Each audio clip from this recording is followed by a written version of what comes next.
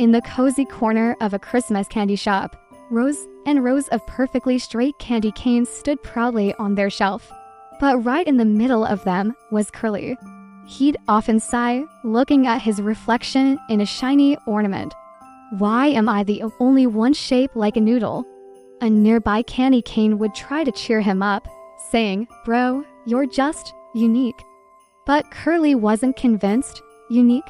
I look like a question mark. A squiggly straw. A candy cane doing yoga.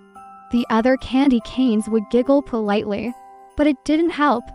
Curly just looked down at his twisty, springy body and fell out of place. Curly was determined.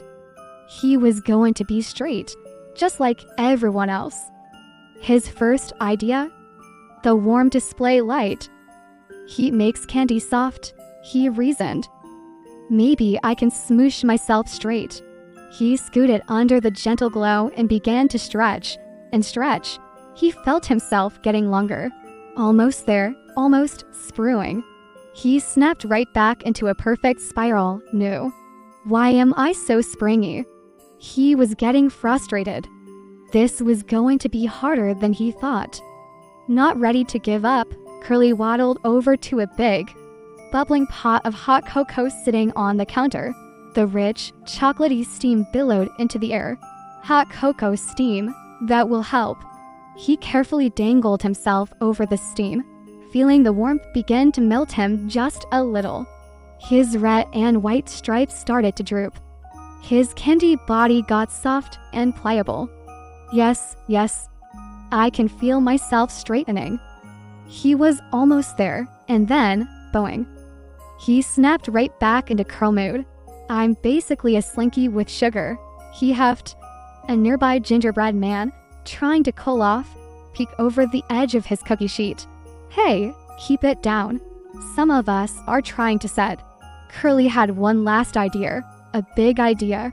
He saw a baker preparing a tray of cookies. He quickly climbed up onto the cookie tray, tucking himself between two giant chocolate chip cookies, and whispered, "Operation Straightify." The tray slid into the warm oven, not too hot.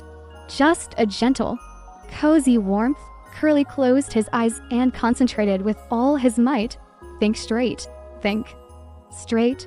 Think straight. A few minutes later, the timer dinged. The cookies came out, perfectly baked. Curly lifted himself proudly from between them.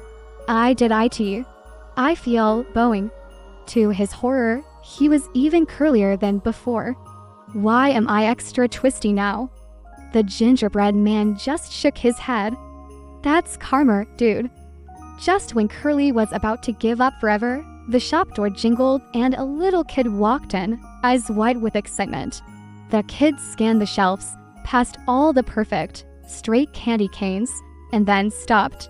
A huge smile spread across their face. Mom, look. The Curly one.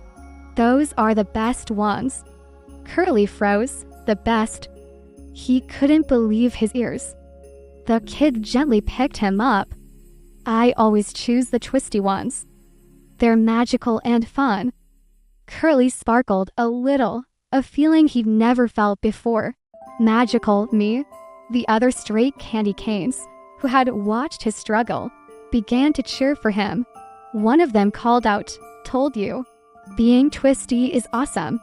A new warmth spread through Curly, not a melty warmth, but a happy, bubbly warmth. For the first time ever, he felt proud of his curly shape. Maybe I wasn't meant to be straight, he thought. Maybe I was meant to stand out. The kid gave him a gentle tap, as if reading his mind. You're perfect just the way you are. At that moment, Curly glowed brighter than any light on the Christmas tree. And so, Curly the candy cane learned an important truth that day. Being different wasn't a flaw. Being different was a superpower. Twisty forever, he declared happily. The gingerbread man gave him a little thumbs up at a cane. And on that sweet, peppermint-scented night, Curly finally loved being himself. Thanks for watching our story. Don't forget to like and subscribe for more sweet adventures.